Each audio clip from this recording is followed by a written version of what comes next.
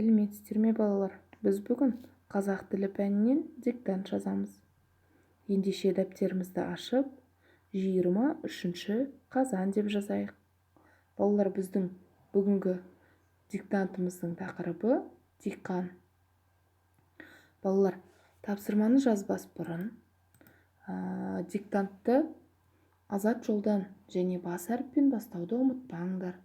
Диктантты мұқият тыңдай отырып, қатесіз, тыныс белгілерін дұрыс қоя отырып, қиын сөздерге қарай отырып, әдемі жазыңдар. Қиын сөздер таппайды, баптайды, комбайн мен, масақ, қырманға сөздер. Ендеше балалар, дайын болсаңдар, диктантымызды бастайық. Диқан. Нан астықтан алынады. Астықты өсіретін адам диқан.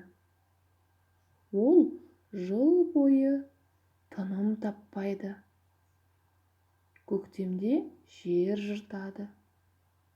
Жерге дән себеді. Дәннен егін көктейді.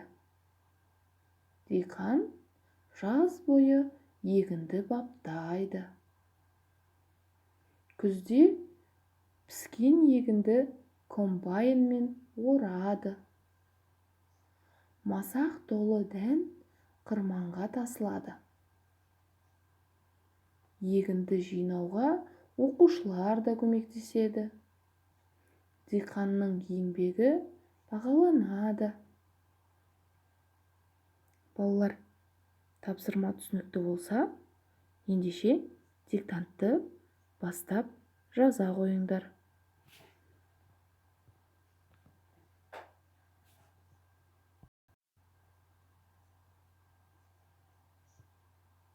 Балалар, біздің бүгінгі диктантымызды жазып болсаңдар, астына диктант неше сөзден тұрады?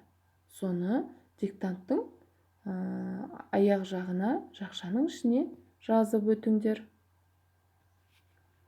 Балалар, осы диктантты мұқият, таза, әдемі жазғандарыңа байланысты 10 балға дейінгі шкала бойынша балл аласыңдар.